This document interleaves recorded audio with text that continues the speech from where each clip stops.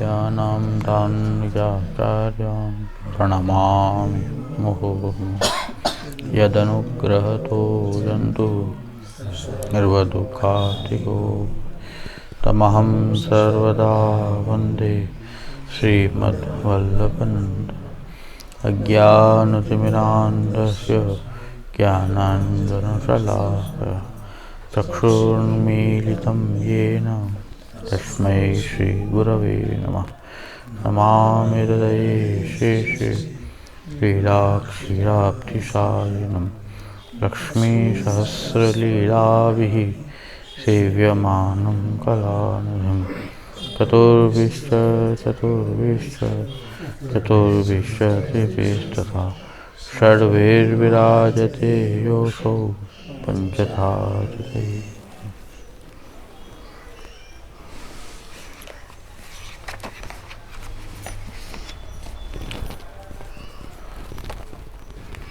श्री आचार्य जी महाप्रभु आप दो ही श्लोक कही के ब्रज को स्वरूप दिखाए।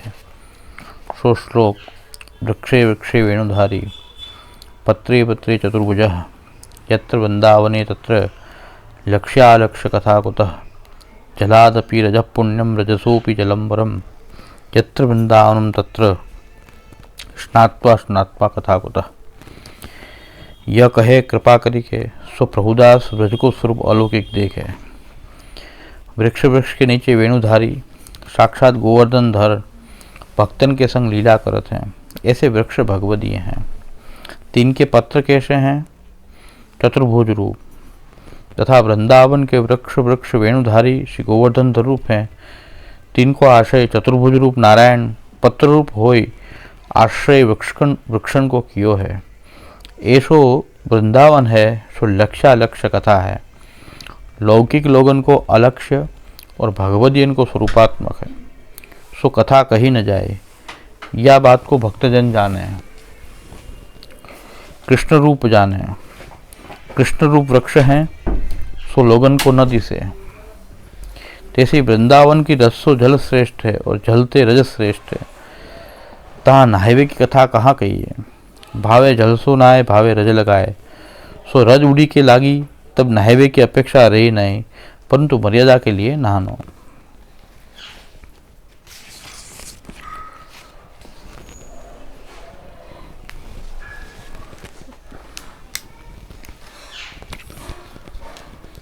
एक मूलभूत सिद्धांत खास समझવાની જરૂર એ છે કે આપણે શ્રીમદ ભાગવતજીમાં વિવિધ લીલાઓ પ્રભુની જોઈએ,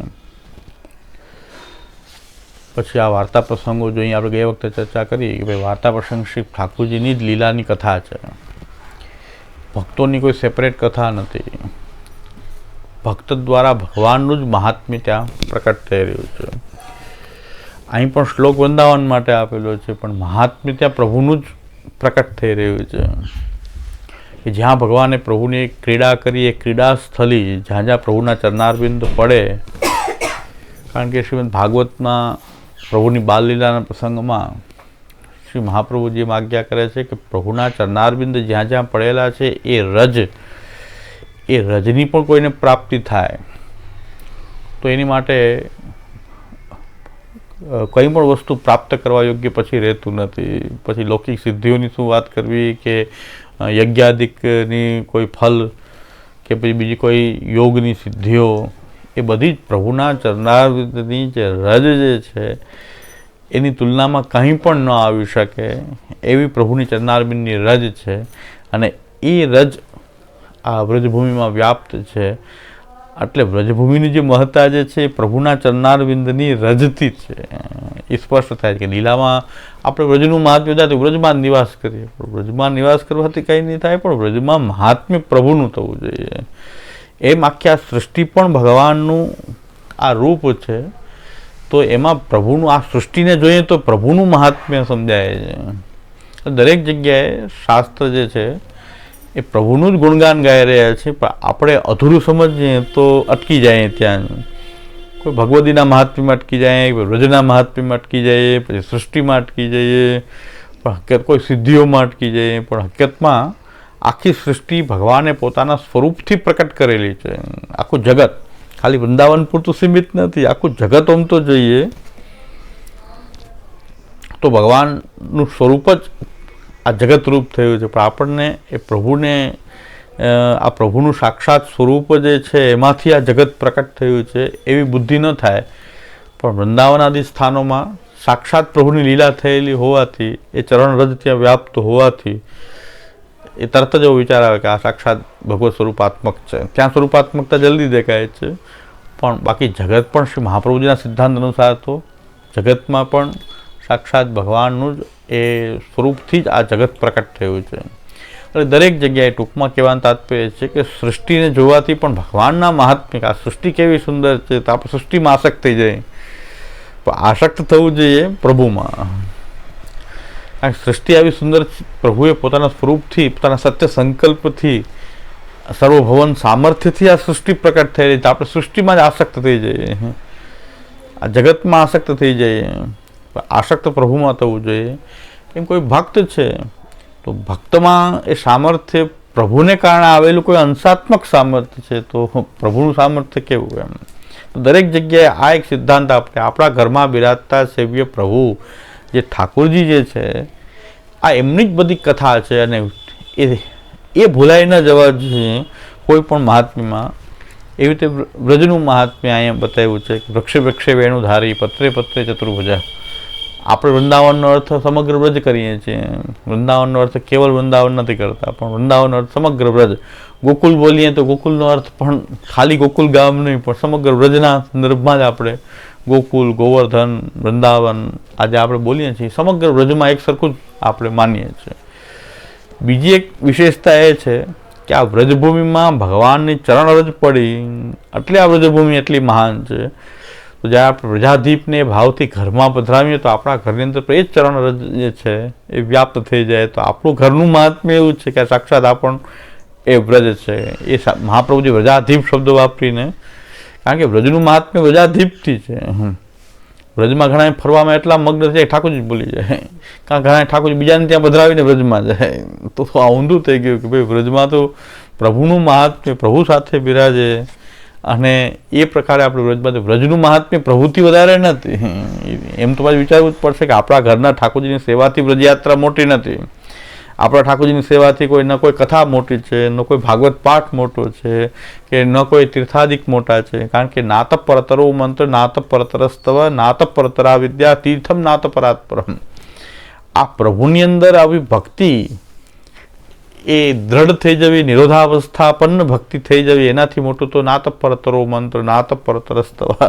કોઈ સ્તોત્રપાઠ, કોઈ તીર્થ, કોઈ વિદ્યા, કોઈ મંત્ર, આનાથી પર તો કાંઈ પુષ્ટિ માર્ગમાં છે નહીં. આ શ્રી કૃષ્ણ ઠાકોરજીમાં આપણી આવી અનન્ય આસક્તિવાળી ભક્તિ થઈ જવી છે. તો આપણે ત્યાં એ ભક્તિ સુધી પહોંચવા માટે એ શરણાગતિ, સમર્પણ, સેવા અને ભક્તિની શરૂઆત, આ બધું જ એ પ્રેમલક્ષણા જે ભક્તિ જે છે, જે સાક્ષાત દ્રઢ આસક્તિવાળી, જે સ્વરૂપાસક્તિવાળી જે ભક્તિ જે છે, ત્યાં સુધી પહોંચવા માટે આ બધું જ છે. ઠાકોરજી તો એને જ છે, પણ એ ઠાકોરજી આપણને એવા સાક્ષાત સ્વરૂપાત્મક અનુભવમાં આવે અને આપણે એમાં આસક્ત થઈ જઈએ આપણા સેવ્ય પ્રભુમાં. પ્રભુમાં ફરક નથી, પણ સાધના આપણી જે મનસ્થિતિ છે, આપણું અંતઃકરણ છે, આપણું ચિત્ત જે છે, એ પ્રભુમાં એવું ઓતપ્રોત થઈ જાય, તન્મય થઈ જાય, એ આપણી પરાભક્તિ છે. એને માનસી સા પરામતા કહેવાય. સિવાય આને જ છે, ઠાકોરજી આને જ છે, પણ આપણું ચિત્ત જે છે એમાં આટલું પ્રવણ નથી. એ એટલું પ્રવણ બની જાય તો એ માનસી થઈ જાય. એને જ આપણે પરમ ભક્તિ કહીએ છીએ. એને જ આપણે કહીએ છીએ કે નિરોધ કહીએ છીએ, નિરોધાવસ્થાપન્ન ભક્તિ કહીએ છીએ, કે પ્રભુમાં અટકી જાય. આપણી ચિત્તવૃત્તિ પછી પ્રભુમાં એવી અટકી જાય કે બીજે ક્યાંય ભટકે જ નહીં. બાકી બધું આખું જગત જે છે એની વિસ્મૃત થઈ જાય. જગતનો લય ન થાય પણ વિસ્મૃત થઈ જાય. અથવા તો જગતમાં જે કંઈ આપણો જે રાગ રહે એ પ્રભુ સંબંધી રહે, ઠાકોરજીના સંબંધથી રહે. દરેકમાં પ્રભુના સંબંધી છે એટલે આપણને દ્રવ્ય ગમે, પ્રભુનો સંબંધ છે એટલે આપણને ઘર ગમે, પ્રભુનો સંબંધ છે એટલે આપણને દ્રવ્ય ગમે, કે ભાઈ આ દ્રવ્ય છે મારી સેવામાં વિનિયોગ. દરેકમાં જે રાગ જે છે એ પ્રભુના કારણે થઈ જાય એવી ભક્તિ આપણે ઈચ્છીએ છીએ, એને કહેવાય છે માનસી સા પરામતઃ. તો આ આપણો પુષ્ટિમાર્ગની એક રીત છે કે આપણે ક્યાંક બીજે આપણી ચિત્તવૃત્તિ બીજે કંઈ ફંટાઈ ન જાય, એનું આપણે તરત ધ્યાન રાખવું પડે કે આપણી ચિત્તવૃત્તિ આપણા સેવ્ય પ્રભુમાં અનન્ય ભાવવાળી, આપણા પ્રભુમાં અનન્યતા, જે કંઈ ગુણગાન સાંભળીએ તો આપણે ચાલો વૃક્ષે વેણુધારી, પત્રે ચતુર્ભુજ, ચાલો આપણે વૃંદાવન જાય. પણ એ વેણુધારી તો સાક્ષાત આપણા ઘરમાં બિરાજે જ છે. વૃંદાવન કે મહાન નહીં થઈ જાય આપણા ઠાકોરજી કરતા. અને ઠાકોર જશે તો વૃંદાવન તો ત્યાં પ્રકટ થઈ જશે, કારણ કે વેણુધારીના કારણે છે ને. વૃક્ષે વેણુધારી છે તો આપણા ઘરમાં પણ એ ભગવાનની ચરણરજ વ્યાપ્ત થવાને કારણે આપણા ઘરનું સ્વરૂપ એવું થઈ જશે કે સાક્ષાત આ વ્રજભૂમિ થઈ જશે. તો એ આપણે સમજવાની આવશ્યકતા એ છે કે આપણું ક્યાંય બીજે ફંટાઈ ન જાય કોઈ ધ્યાન. એટલા માટે એટલે આ જે શ્લોક જે છે એ વ્રજના મહાત્મ્ય માટે શ્રી મહાપ્રભુજી કહ્યો છે. અને બીજું એક આમાં એ દેખાય છે કે જ્યારે પ્રભુના ભક્તિભાવની વાત આવે ત્યારે આપણી મર્યાદાને આપણે ગૌણ માનવી જોઈએ. ત્યારે શાસ્ત્ર મર્યાદાઓને આપણે એવી પકડી રાખીએ કે જે ભક્તિના ભાવને દબાવી દે. ત્યારે મહાપ્રભુજી કહે છે યત્ર વૃંદાવને તથા લક્ષ્યાલક્ષ્ય કથા કથા. અહીંયા પ્રભુદાસ જલોટાજીએ કીધું કે તમે પ્રસાદ લ્યો, તો કે હું નાહ્યો નથી. ત્યારે શ્રી મહાપ્રભુજી કીધું આ વ્રજભૂમિ તો રજ લાગી જાય, તો ચાહે જલથી ના હો યા રજથી ના હો, રજ ખાલી એમને ઉડીને આપણને લાગી રહી છે. પણ વિડંબના એવી છે કે હવે રજ જ રહેવા દીધી નથી. વૃંદાવનમાં રજ જ નહીં દેખાય, ડામર પટ્ટી થઈ ગઈ બધી. રજ ક્યાંથી ઉડે, ક્યાંથી રજ હોય તો ઉડે ને. આપણે એવી વૃંદાવનની હાલત તો એવી છે મેટ્રો સિટી જેવી કે રજ રહેવા દીધી હોય તો ઉડે ને. એવી રીતે બધા પાકા સિમેન્ટિંગ રોડ ને એ બિલ્ડિંગો ને એમાં રજ તો વને ન દેખાય ને રજ દેખાય ને એવી હાલત થઈ ગઈ છે. સુદાસજીએ ગાયું છે કે ઘટત ગોવર્ધન ચિપત વૃંદાવન, કાલિંદી નીર છુપાયો, અબ તો કાચો કલિયુગ આવ્યો. સુદાસજી તો પહેલેથી ગાયું છે કે ગોવર્ધનજી ગિરિરાજજી ઘટી રહ્યા છે અને વૃંદાવનમાં વન જ નહીં દેખાય. ચિપત વૃંદાવન, વૃંદાવનમાં વન નહીં, અને ગિરિરાજજી રોજ ઘટે છે અને યમુનાજી લુપ્ત થઈ જશે. અત્યારે ખરેખર ત્યાં ગટરોનું જલ વહે, યમુનાજી તો છે નહીં, ગટરોનું જલ વહે છે. અને ઘણા બધા ભાવલાઓ એમ કે આપણે તો ભાવ ઉત્તમ રાખીને યમુનાજીનો ભાવ કરો તો યમુનાજી એમાં ગટરમાં કેમ પ્રગટે? પણ ગટરમાં શું કામ પ્રગટાવવા? આવી વાતો કરવી જ શું કામ? ગટરમાં શું કામ પ્રગટાવી યમુનાજીને? યમુનાજીને પરિશ્રમ શું કામ આપીએ ગટરમાં પ્રગટ થાય? ઉત્તમ જલમાં પ્રગટ, એના કરતાં કોઈ સારું જલ ભરીને ઠાકોરજીને ભોગ ધરી એમાં આપણે ભાવના શું કામ ન કરીએ? ભાવે યમુનાજીને શું કામ આપણે ગટરમાં પ્રગટ કરવા તમારે ખાલી ચુંદડી મનોરથ કરવા માટે? આપણે તો ભાવ હોય તો યમુનાજી કેમ પ્રકટ ન થાય? આપણે શા માટે પ્રકટ કરીએ? આપણો પુષ્ટિમાર્ગનો ભાવ એવો છે કે પ્રભુને પરિશ્રમ થાય એવી જગ્યાએ શા માટે પધરાવીએ? તો યમુનાજીને શું કામ પધરાવીએ? આમાં ગટરના આખા ગામની જે સેફ્ટી ટેન્કનું પાણી, જે આ સેફ્ટી ટેન્કોનું લેટ્રિનનું પાણી યમુનાજીમાં વહી રહ્યું છે. દિલ્હીથી લઈને અહીં સુધી બધી ઇન્ડસ્ટ્રીઝનું વેસ્ટ બધું યમુનાજીમાં જાય છે. અને આપણે કંઈ ભાવ કરો યમુનાજીને ભોગ ધરવા માટે ભાવ કરવો કે એમાં યમુનાજી પ્રકટ થઈ જાય, તો એવો ભાવ હશે તો પ્રકટ થઈ જશે. પણ એવો ભાવ કરવાની કોઈ આવશ્યકતા નથી, આવા ભાવલા વેળાની જરૂર નથી. એના કરતાં તો આપણે શ્રી મહાપ્રભુજીએ ઠાકોરજીને સ્નાન કરાવીએ એ શ્રી યમુનાજી છે. ઠાકોરજીને જલની જારીજી ભરીએ એ પણ શ્રી યમુનાજી. ગમે એ જલની ભરી હોય, ગમે એ કોઈ નળના જલની ભરી હોય કે જેના જે જારીજી ભરતી પ્રભુને જારીજી ભરે એ શ્રી યમુનાજી જ છે, એમાં કોઈ સંશય નથી. એ શ્રી યમુનાજી જ છે. તો એ ઉત્તમ જગ્યા ઉપર ભાવ કરીએ એ બરાબર છે, પણ ગટરના જલમાં ભાવ કરવો કે જે તમે લો તો મરી પણ જાઓ. એ પાણી કદાચ કોઈક પાન કરી લે તો એ મરી પણ શકે માણસ, એવું નથી. એટલું પ્રદૂષિત જલ. સુદાસજી પહેલાં જ કહે છે કાલિંદી નીર छिपायो. યમુનાજીમાં યમુનાજીનું જલ જ નહીં હોય એવી સ્થિતિ ઉત્પન્ન થશે. અબ તો સાચો કલિયુગ આવ્યો. એ કીર્તન સુદાસજીએ લખ્યું છે. એ બધી પરિસ્થિતિ આપણને આપણા તીર્થસ્થાનો અને મહાપ્રભુજી પણ આજ્ઞા કરે છે કે ગંગાદિ તીર્થ વર્જેશુ દુષ્ટૈરેવા વ્રતેસ્વ્ય તિરોહિતાદ દેવેશુ કૃષ્ણે ગતિ. તો તો મહાપ્રભુ આદિપદમાં ટીકાકારો કહે છે યમુનાજી પણ લેવા પડશે, વ્રજભૂમિ લેવી પડશે, ગંગાદિ તીર્થવર્યેષુ દુષ્ટૈ રેવા વ્રતેસ્ય તિરોહિતાધિદેવેશુ કૃષ્ણ એવ ગતિર્મમ. ત્યારે ઠાકુરજીનો જ આશ્રય કામ આવશે, ત્યારે વ્રજભૂમિ કે તીર્થનો આશ્રય પણ પ્રભુ સિવાય તો એ ક્યારેય ફલદાયી નથી. ઠાકોરજીને જ પકડવા પડશે, હવે તો બીજો કોઈ ઉપાય નથી. તો કૃષ્ણ એવ ગતિર્મમ એક જ માર્ગ વહેંચ્યો છે, કૃષ્ણ એવ ગતિર્મમ. આપણા હૃદયમાં પણ આ શ્રી કૃષ્ણ શરણમ મમ અને કૃષ્ણ એવ ગતિર્મમ ઠસાવીને રાખવું જોઈએ કે ક્યારેય પણ આપણે એમાંથી વિચલિત ન થઈએ, આપણા માર્ગમાંથી ક્યારેય વિચલિત ન થાય. એટલા માટે કૃષ્ણાશ્રય સિવાય બીજો કોઈ ઉપાય નથી. તો આ બધા આશ્રયના દૃઢીકરણ માટે આ વ્રજના મહાત્મ્યને આપણા આશ્રયને દ્રઢ કરવા માટે બહુ ઉત્તમ છે. ભગવદીઓનો સંગ પણ ઉત્તમ છે, પણ આશ્રય કૃષ્ણનો થાય, ભગવદીઓનો ન થાય. ભગવદીઓનો આશ્રય કૃષ્ણને ભૂલીને ભગવદીઓનો આશ્રય કરવો, અને ભગવદી સાચા તો એવું કરવા દેતા નથી, પોતાનો આશ્રય કરવા સાચા ભગવદીઓ નથી કરવા દેતા. એટલે એ તો એમ કહે છે કે તમે આ ખોટું કરી રહ્યા છો, કૃષ્ણની આશ્રય કૃષ્ણનો કરો, મારો નહીં. સાચા ભગવદીઓને તે નિશાની છે. એટલે પાછું મારાથી બોલાઈ જાય તો પાછું કોઈ ઘણાને ખરાબ લાગી જાય કે નિંદા કરી દીધી, ભગવદીની નિંદા કરી દીધી. પણ અત્યારે આધુનિક ભગવદીઓએ ભગવદીના વ્યક્તિઓની નિંદા કરી છે કે જે સાચા અર્થમાં ભગવદી નથી, અને ખોટું એટલે કોઈ પછી વાત આવે કે ભાઈ નિંદા કરે છે. એટલે મેં કીધું ભાઈ નિંદા થાય તો નિંદા, એ નિંદાનું પાપ હું ભોગવું, પણ તમે કૃષ્ણનો આશ્રય કરો એ મારો હેતુ. નિંદાનું પાપ હશે તો હું ભોગવી લઈશ, નિંદાનું પાપ મને લાગશે, તમને તો ન લાગે. તમે ચિંતા કરો, કોઈની નિંદા થઈ જશે, કોઈ ભક્ત નહીં, કોઈ સંત નહીં, કોઈની નિંદા થઈ જશે તો એ મને પાપ લાગશે અને હું ભોગવવા તૈયાર છું. પણ તમને તેમ કહું છું તમે કૃષ્ણનો આશ્રય, ઠાકોરજીનો મહાપ્રભુજીનો જ આશ્રય કરવો, અને ક્યારેય મહાપ્રભુજીની સરખામણી કોઈ સાથે ન કરવી. શ્રી હરિરાયજી સ્પષ્ટ આજ્ઞા કરે છે. ઠાકોરજી, શ્રી મહાપ્રભુજી, ગોપીનાથજી, ગુસાઈજી, લીલા પરિકર, જે આપણા વ્રજભક્તો આદિ, ગિરિરાજજી, યમુનાજી, લીલા પરિકર આખો, એની તુલના કોઈ સાથે પણ ક્યારેય કરવી નહીં. અને કરવામાં આવશે તો ભાવ થોડો ઘણો હશે, એનો પણ નાશ થશે. તો તત્તુલ્ય બુદ્ધ્યા નાશસ્યાત સર્વથેતિ વિનિશ્ચય. આ શ્રી હરિરાયજી શિક્ષાપત્રમાં આજ્ઞા કરે છે કે તમે કોઈની સરખામણી કરી દેશો કે આ સાક્ષાત એ મહાપ્રભુજી, વાત પૂરી થઈ ગઈ, તમારો ભાવ જ નાશ થઈ જશે. તમારો ભાવ થોડો ઘણો એક તો હોય નહીં, માન તો આવે છે, તો એમાં થોડો ઘણો હશે. એ જો આવી વાત કરશો આ શ્રી મહાપ્રભુજી, આ શ્રી મહાપ્રભુજી, તો એ થોડો ઘણો ભાવ આ સાક્ષાત ભક્ત, તો પછી આવું બધી વાતો કરશો તો અવશ્ય થોડો ઘણો ભાવ હશે, એનો પણ નાશ. હરિરાયજી શિક્ષાપત્રમાં આટલા વર્ષો પહેલાં ચેતવણી આપે છે, પણ બધા લોકો ગમે એને ભગવાન, ગમે એને કૃષ્ણ, ગમે એને આપણે મહાપ્રભુજી, આવું આપણે ચલાવ્યું, એના કારણે આપણો નાશ થયો. આપણો ભક્તિભાવ વધ્યો નહીં, પ્રભુ પ્રત્યે ન વધ્યો, ખોટી જગ્યાએ વધી ગયો. તો પ્રભુ પ્રત્યે ભાવ ન વધ્યો.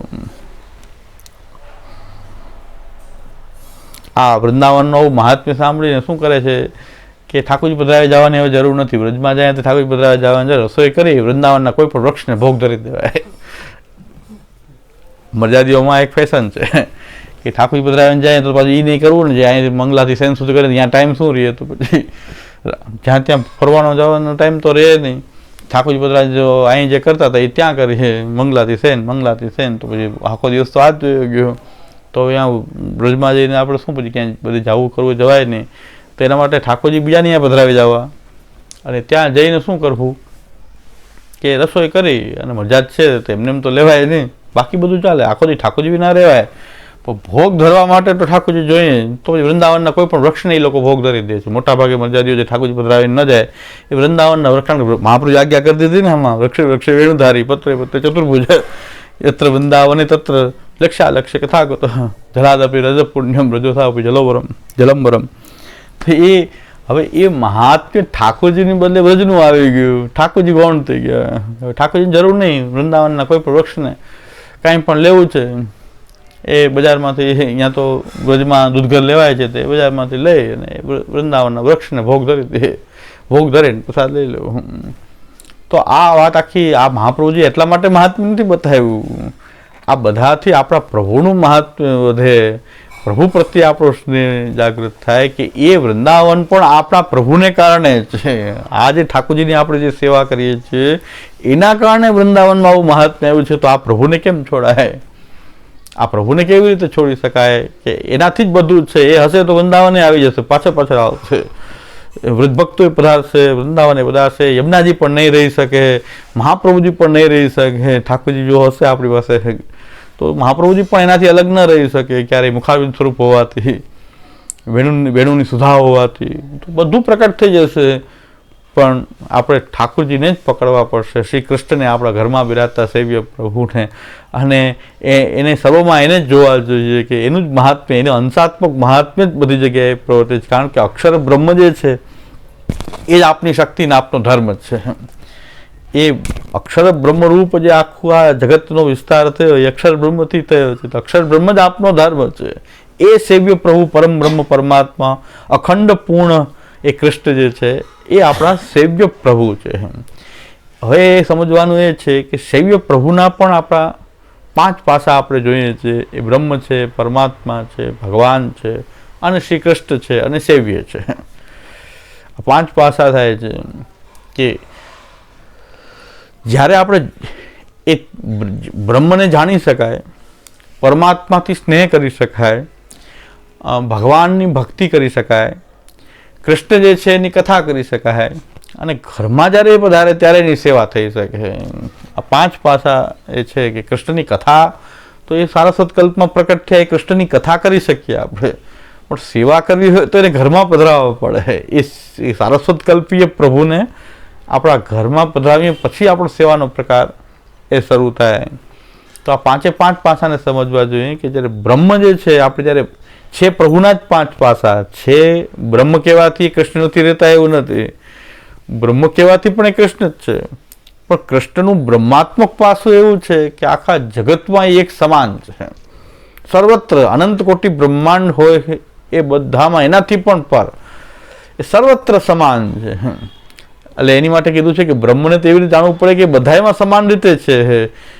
એ તૃણથી લઈને વિરાટ પર્યંત, તૃણથી લઈને વિરાટ પર્યંત બધે તો સમાન છે. એટલે ગીતાજીમાં કીધું છે કે સુનિશ્ચેવ શોપાકે પંડિતા સમદર્શિના. પંડિત જે બ્રહ્મજ્ઞાની હોય છે એ કૂતરાથી લઈને ગાય, હાથી જેવા પવિત્ર ઊંચા પ્રાણીઓથી લઈને કૂતરા જેવા પ્રાણી સુધીમાં, અને બ્રાહ્મણથી લઈને પંડિત, મોટા બ્રાહ્મણથી લઈને એક ચાંડાલ પર્યંત બધાને સમાન જોયે છે. પંડિતા સમદર્શિના. તો બ્રહ્મ છે તો બ્રહ્મ બધાને સમાન જોયે છે. તો આપણે બ્રહ્મને બ્રહ્મ જ્ઞાન જે છે એનાથી આપણે એવું જાણી શકીએ કે બધે જ બ્રહ્મ સર્વત્ર એ વ્યાપ્ત છે. પણ ભજવું હોય તો એ સર્વત્ર સમાન બ્રહ્મને કેવી રીતે ભજવું?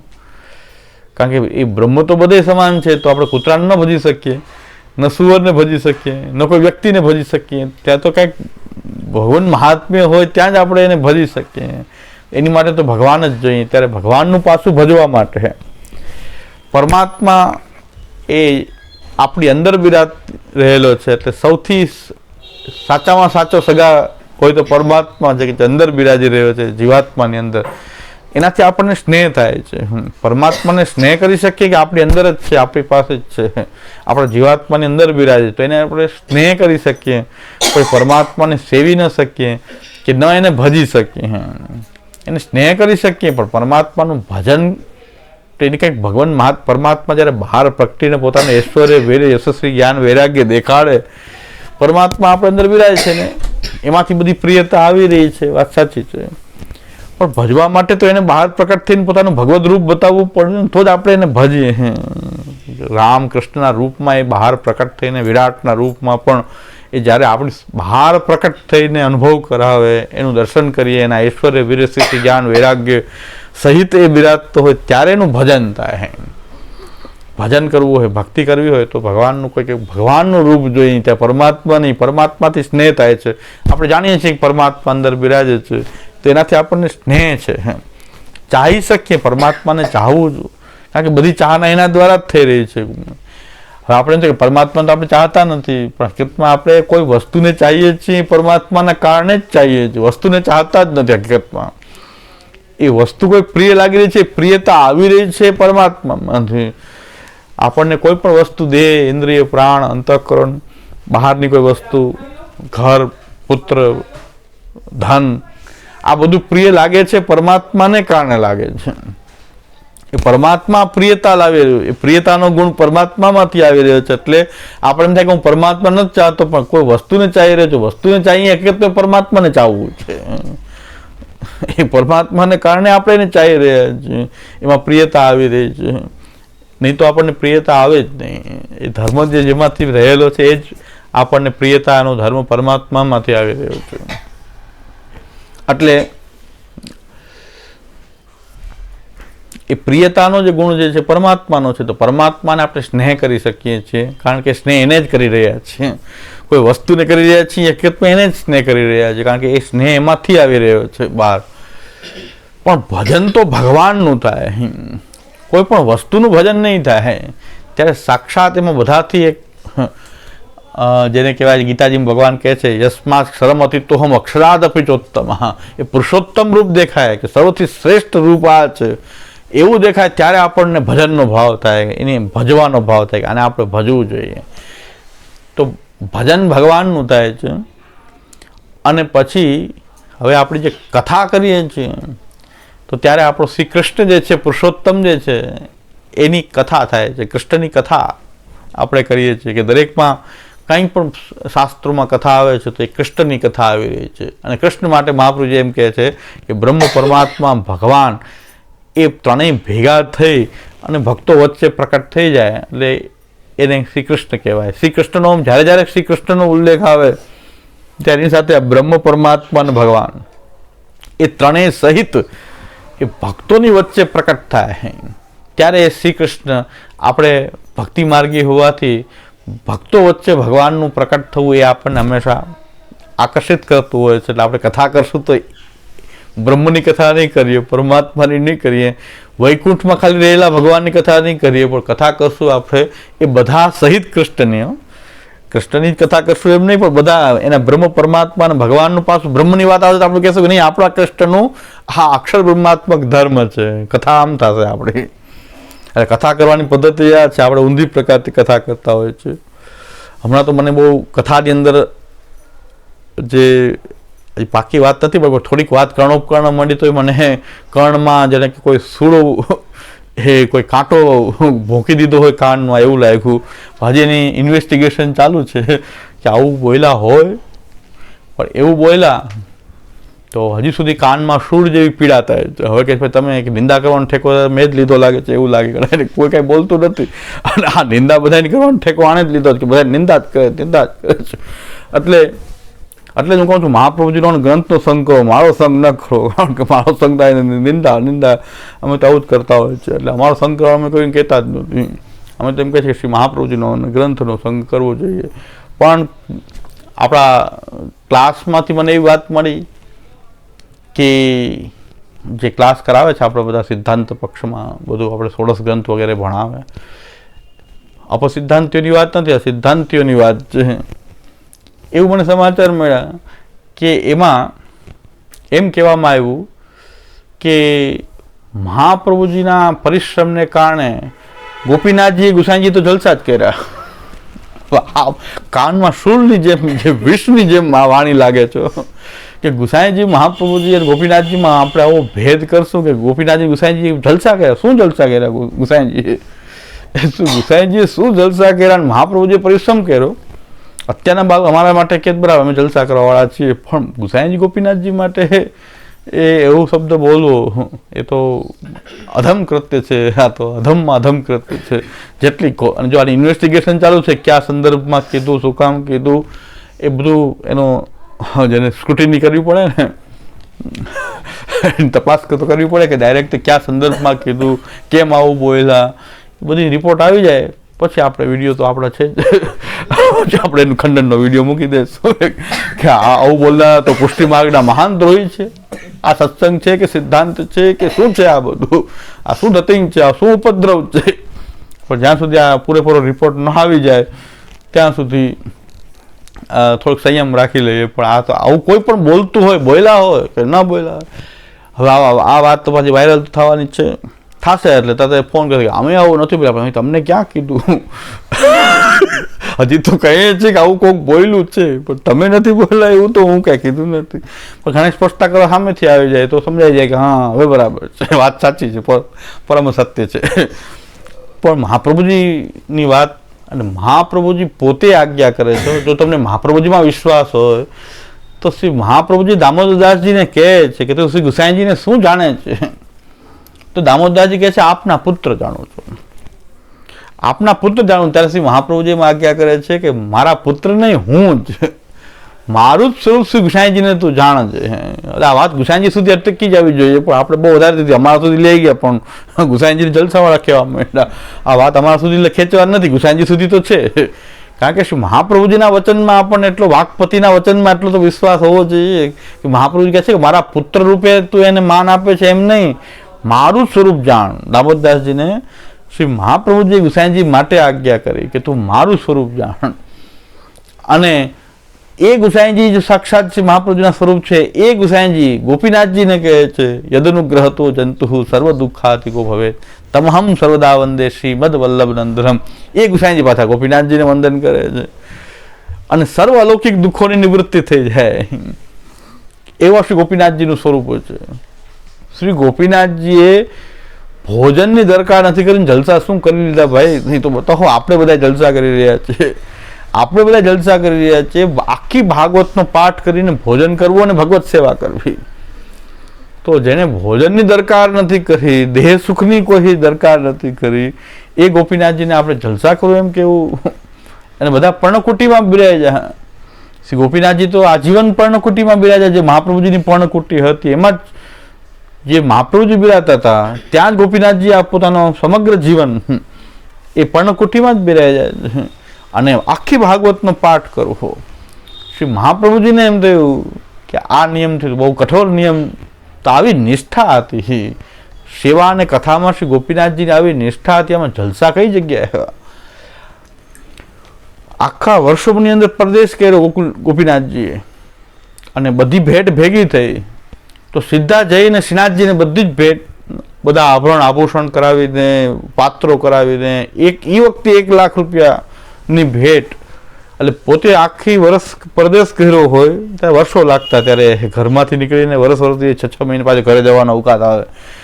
એમ આટલું પરદેશ કર્યો ને બધી ભેટથી તો લાખ રૂપિયા આવી ગયા તો આપણે કેટલા વર્ષ શાંતિ રહેશે, કેટલા વર્ષ નીકળવું નહીં પડે. જો ભેટ માટે જ ફરતા હોત તો 2, 4, 5, 10 વર્ષની નિરાશ થઈ ગયો. એ વખતેના લાખ રૂપિયા ને પછી પર્ણકુટીમાં સાદું જીવન જીવવું તો મને લાગે છે 10-20 વર્ષની નિરાશ થઈ જાય. 1 લાખ ભેટ આવી ગઈ હોય.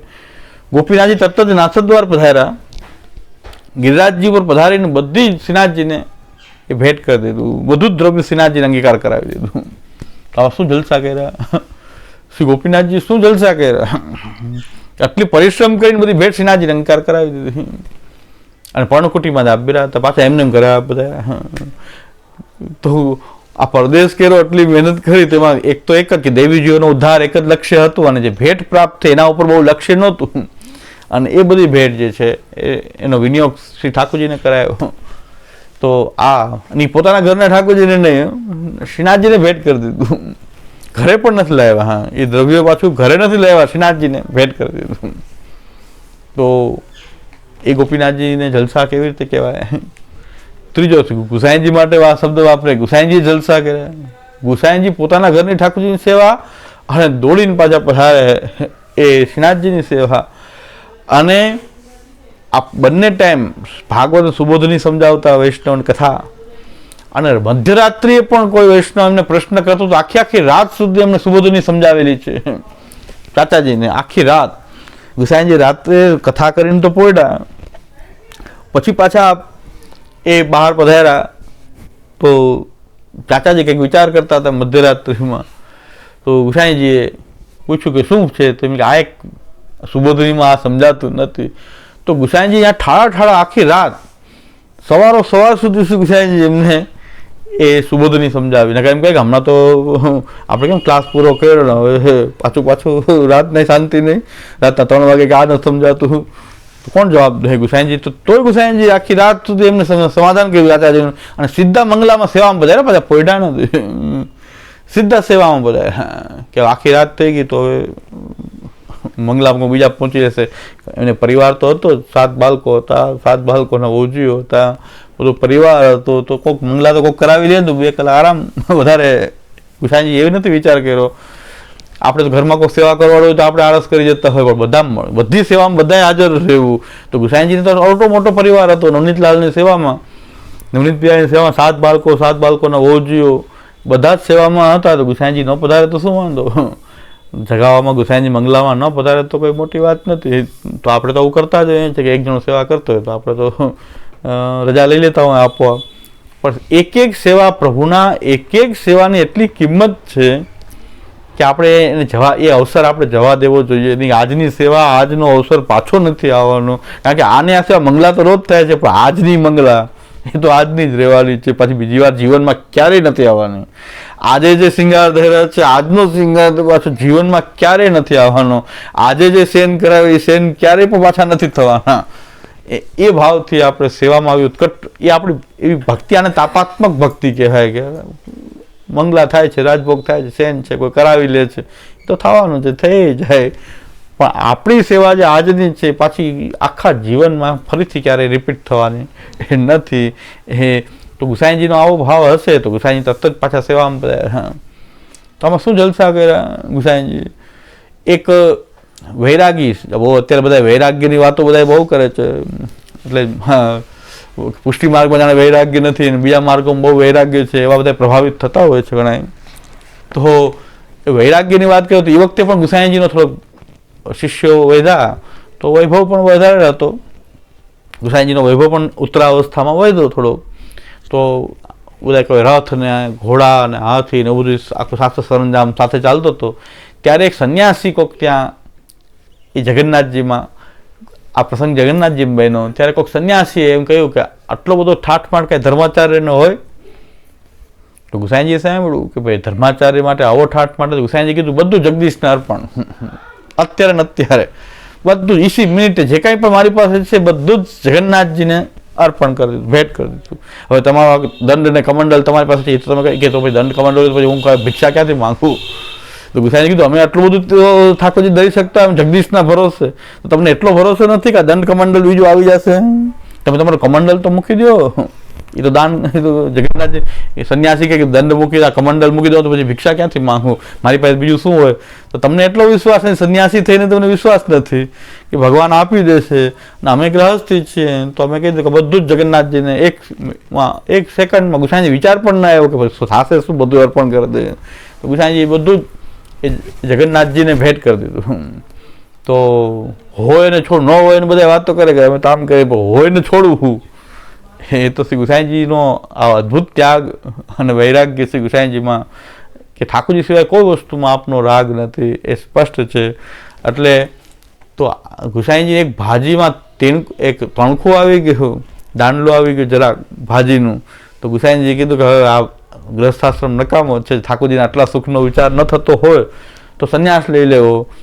તો ગુસાઈજી ખાલી એટલી કાળજી એમ કે કોણે આ ભાજી કરી હતી, આપણે એમ કરી કોણે ભાજી કરી હતી, એને કેમ દાટલું રાખી દીધું, આપણે બીજા નામ, આપણે અમે તો બહુ સિદ્ધ ભક્ત છીએ એટલે આપણે તરત જ એમ ગોતીએ કોણે આમ ભાજીમાં આમ કર્યું, કોણે ભાજી વીણી હતી. બહુ સુખનો વિચાર, ઠાકોરજીને પરિશ્રમ થયો. ગુસાઈજીએ કીધું કે ભાજી ગમે વીણી પણ મેં ધ્યાન ન રાખ્યું, આખા ઘરનો મુખ્ય તો હું છું, તો એ મારી જ ભૂલ છે, કોઈને કહેવાની આવશ્યકતા નથી. તો આપણે કીધું આ ગ્રસ્થાશ્રમ તો સેવા માટે જ છે, જો સેવા જો ન ઠાકોરજીને થતી હોય તો આ ગ્રસ્થાશ્રમમાં રહેવાનું શું કામ છે, સંન્યાસ લઈ લે. તો ઠાકોરજી એમ કીધું કે મારા કપડાએ ભગવા રંગી લ્યો, મને ભેગો સંન્યાસી કરો. તમારે સંન્યાસ લેવો હોય તો નવનીત પિયાજી કીધું કે મારા પણ રંગી નાખો કપડા, આપણે બે ભેગા સંન્યાસ લે. ઠાકોરજીમાં એટલો આપણો પ્રેમ છે, ઠાકોરજીને પણ એટલો આપણો પ્રેમ છે, આપણા પ્રભુ ઘરના ઠાકોરજી કદાચ આપણે સંન્યાસ લેવા જાય ને ઠાકોરજી એમ મને ભેગો રાખો, હું સંન્યાસી થાઉં. ઠાકોરજી થવા તૈયાર છે. આપણે ભાગીએ તો આપણી સાથે ઠાકોરજી ભાગવા તૈયાર છે, આપણે દુઃખી થાય તો આપણે ઠાકોરજી દુઃખી થાય. તો દરેકમાં આપણા પ્રભુ આપણી સાથે જ બિરાજે છે. એનું એટલું મહાત્મ્ય પુષ્ટિ માર્ગમાં છે. જો આપણે આપણા ઠાકોરજી ઘરના ઠાકોરજીને સર્વસ્વ જાણી લઈએ તો પુષ્ટિ માર્ગ આપણો, પુષ્ટિ ભક્તિ બધું માનસીસા પરામતા અને બધું થઈ જાય. એ માનસીસા પરામતા શરૂઆત ભાવ કે એક જ વાત નિરંતર, એ આપણે જે ઘરમાં જે ઠાકોરજીની સેવા કરીએ છીએ, સેવા ભલે સૂક્ષ્મ હોય, એકદમ સૂક્ષ્મ સેવા કરતા હોય, પણ બધી એનું જ અનુસંધાન બન્યું રહે.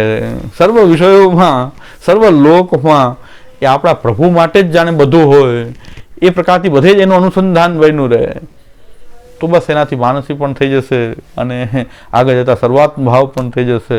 પણ એક જ આવશ્યકતા છે કે આપણે જે ઘરમાં બિરાજતા જે પ્રભુ જે છે એટલે ભગવાન જે છે એની ભક્તિ થાય, નવધા ભક્તિ વગેરે ભગવાનને કરી શકાય, પૂજન અર્ચન કરી શકાય ભગવાન. પણ કથા જ્યારે આપણે કરીએ છીએ ત્યારે તો શ્રી કૃષ્ણની કથા કરીએ છીએ કે જે ભક્તોને આનંદ આપવા માટે પોતાના બ્રહ્મ પરમાત્માને ભગવાનના પાસા સહિત પધારેલો છે. કૃષ્ણમાં ભગવાને પણ છે અને એમાં પરમાત્મા પણ એ જ છે અને પાછું બ્રહ્મ પણ છે. બ્રહ્મેવ તાદૃશમ યસ્માત સર્વાત્મક તો નિર્દોષ પૂર્ણ ગુણતા તત્તશાસ્ત્રે તયો કથા. બ્રહ્મ એવ તાદૃશમ. તમે જે પોતાનું જે રૂપ જેનું ભજન કરી રહ્યા છો એ બ્રહ્મ જ છે. જ્યારે બ્રહ્મની વાત આવે તો આપણીમાં એ જ શ્રી કૃષ્ણની વાત આવશે. જ્યારે બ્રહ્મ તરીકેનો ઉલ્લેખ કરશું તો આપણા કૃષ્ણ, અને જ્યારે સેવાની વાત આવે ત્યારે બ્રહ્મ પરમાત્મા ભગવાન અને જે શ્રી કૃષ્ણ એ જ પાછા સેવ્ય બનીને પધારે આપણા ઘરમાં. ઓલા ભક્તોના ઉદ્ધાર માટે સારસ્વત કલ્પમાં પ્રગટ્યા હતા કૃષ્ણ, એમ બધા ભક્તોની વચ્ચે આવી ગયા હતા. એમ પુનઃ પાછા આપણી માટે એ કૃષ્ણ એક સેવ્ય રૂપ ધારણ કરીને પધારે અને એની જ સેવા થઈ શકે. તો સેવ્ય પાછા એ શ્રી કૃષ્ણ છે. એટલે આ આપણો આ મૂળભૂત સિદ્ધાંત જે છે. હવે બીજી વાત કે અંગાંગી ભાવ પણ એવો છે કે એને પણ જાણવો જોઈએ કે અંગાંગી ભાવ કેવો છે કે જ્યારે કોઈ બ્રહ્મ તરીકે જ સાધના કરતો હોય, બ્રહ્મને જાણવાની સાધના કરતો હોય તો પરમાત્મા ભગવાન કૃષ્ણ એ બધા બ્રહ્મના અંગ બની જશે, બ્રહ્મ અંગી થઈ જશે. કારણ કે જે જ્ઞાન માર્ગની સાધના કરે છે એની માટે કૃષ્ણ પણ એ બ્રહ્મનું અંગ હોય છે. કારણ કે એને તો બ્રહ્મની પ્રાપ્તિ કરવી છે. જ્ઞાન માર્ગી સાધનામાં તો બ્રહ્મ અંગી છે. આ બધા ભગવાન પરમાત્મા કે શ્રી કૃષ્ણ એ બધા એના અંગ થઈ જશે. કારણ કે એને કૃષ્ણથી બ્રહ્મમાં જવું છે ને આપણે બ્રહ્મથી કૃષ્ણમાં જવું છે. આપણે બ્રહ્મ સંબંધી કૃષ્ણ સેવા કરીએ છીએ. અતસ્તુ બ્રહ્મવાદેન કૃષ્ણે બુદ્ધિર વિધીયતામ. આપણે ભક્તિ માર્ગની પ્રણાલિકા શું છે કે બ્રહ્મને જાણી અને કૃષ્ણની સેવા કરવી. જ્ઞાન માર્ગમાં શું છે કે ત્યાં બ્રહ્મની પ્રાપ્તિ કરવી, બ્રહ્મમય થવું, અહમ બ્રહ્માસ્મિ કરવું છે. તો જ્યાં પરમાત્મા ભગવાન અને શ્રી કૃષ્ણ એ બ્રહ્મના અંગ છે. પરમાત્મા તરીકે જ્યારે આપણે સ્નેહ કરી રહ્યા છીએ ત્યારે પરમાત્માના અંગ થઈ જશે બ્રહ્મ ભગવાન શ્રી કૃષ્ણ. ત્યારે અંગી થઈ જશે પરમાત્મા. સ્નેહની વાત આવે ત્યારે ભગવાનની વાત આવે ત્યારે બ્રહ્મ અને પરમાત્મા એ ભગવાનના અંગ થઈ જશે. જ્યારે શ્રી કૃષ્ણની વાત આવે ત્યારે બ્રહ્મ પરમાત્મા અને ભગવાન એ બધા કૃષ્ણના અંગ થઈ જશે અને કૃષ્ણ અંગી થઈ જશે. એ આપણું સાંપ્રદાયિક આપણી કથા કેવી હોવી જોઈએ કે જેમાં બ્રહ્મ પરમાત્મા ભગવાનના પાસાઓની વર્ણન તો આવે જ છે પણ એ કૃષ્ણના અંગ તરીકે આવે છે. કૃષ્ણ જે છે એ અંગી છે. એવી રીતે સેવ્ય સ્વરૂપની વાત આવે ત્યારે બ્રહ્મ પરમાત્મા ભગવાન અને શ્રી કૃષ્ણ એના અંગ રૂપ છે અને અંગી જે છે એ સેવ્ય પ્રભુ છે. એટલે કૃષ્ણ પણ અંદર સમાયેલો છે સેવ્યમાં. જે કૃષ્ણની વાત આપણે ગમે કથા કરશું તો આ જ પ્રભુની કથા છે. કારણ કે જે ઘરમાં બિરાજતો ઠાકોરજી એ બ્રહ્મ પરમાત્મા ભગવાન અને શ્રી કૃષ્ણ છે અને સેવ્યનું રૂપ એને ધારણ કર્યું છે. એટલે સેવ્યમાં કૃષ્ણ પણ છે, બ્રહ્મ પણ છે, ભગવાન પણ છે, પરમાત્મા પણ છે. તો એ અંગરૂપ થઈ ગયા છે એમના. એ સેવ્ય પ્રભુના અંગરૂપ છે. આ ક્યારે જેની પર સેવ્ય પ્રભુ બિરાજતા હોય ઠાકોરજી એને હંમેશા પોતાના જ ઠાકોરજીની આ 84 વૈષ્ણવમાં કોઈ પણ પ્રભુની કથા આવે, શ્રીનાથજીની કથા આવે,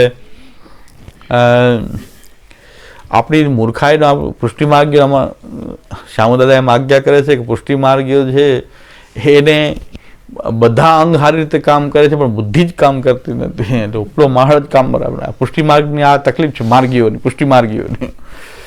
તો હમણાં એક ભાઈએ મને કીધું કે આપ પ્રવચન કરો છો આપણા શ્રીનાથજી, એ હેડિંગ અંદર આવે છે એ તો બરાબર સમજો કે આપણા શ્રીનાથજી એમ કીધું તો એ કે બધા એમ કહે ને અત્યાર સુધી આપણે શ્રીનાથજી નહોતા જતા પણ બાવાએ કીધું કે શ્રીનાથજી આપણા છે એટલે શ્રીનાથજી નાથવાળા જાઓ.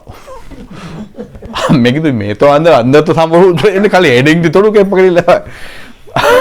એટલે ઉપલો માણસ કામ ન કરે એમાં હું શું કરું? મને કે આમાં ગોટાળો થાય છે, હેડિંગ બદલાવ, હેડિંગ બદલાવવાની જરૂર, મગજ બદલાવવાની જરૂર છે. એમાં હેડિંગ કેટલાક બદલાવું હું એને જેને રસ્તો જ ગોતવો છે નાથદ દ્વારા જવું જ છે તો પછી મારું નામ દઈ દે બીજું શું કરે કે જો આજે આપણા શ્રીનાથજી કે આપણા શ્રીનાથજી એટલે શ્રીનાથજીનું સ્વરૂપ એવું છે કે જે આપણા સેવ્ય પ્રભુમાં પણ એ જ બિરાજી રહ્યા શ્રીનાથજી આપણા શ્રીનાથજી એટલે આપણા સેવ્ય પ્રભુ જ શ્રીનાથજી છે તો એમાં નાથદ દ્વારામાં જ બિરાજી શકે એવું નથી તો એમાં હેડિંગ બદલાવાથી શું થશે કે મેં કીધું શ્રીનાથજીના વિષયના જેટલા પણ પ્રશ્નો છે એક જ આ બધામાં લઈ લેવામાં આવે એટલે આપણે હેડિંગ રાખ્યું કે આપ શ્રીનાથજીનો વિરોધ અમે નથી કરતા એ તો આપણા જ છે પણ શ્રીનાથજીની કંઈક વ્યવસ્થા જે કઈ પ્રકારની હોવી જોઈએ એ નથી એનો આપણે વિરોધ કરતા એટલે એ વ્યવસ્થા ન હોવાને કારણે આપણે શ્રીનાથજી નથી જતા શ્રીનાથજીના દ્વેષને કારણે શ્રીનાથજી ન જવું એવું નથી પણ એ વ્યવસ્થા જળવાયેલી નથી ત્યાં ન શ્રી મહાપ્રભુજીની વ્યવસ્થા છે ન શાસ્ત્રીય વ્યવસ્થા છે કંઈક પ્રવાહી વ્યવસ્થા ચાલી રહી છે તો શા માટે આપણે પ્રવાહમાં આપણે પ્રવાહી જીવ તો છીએ નહીં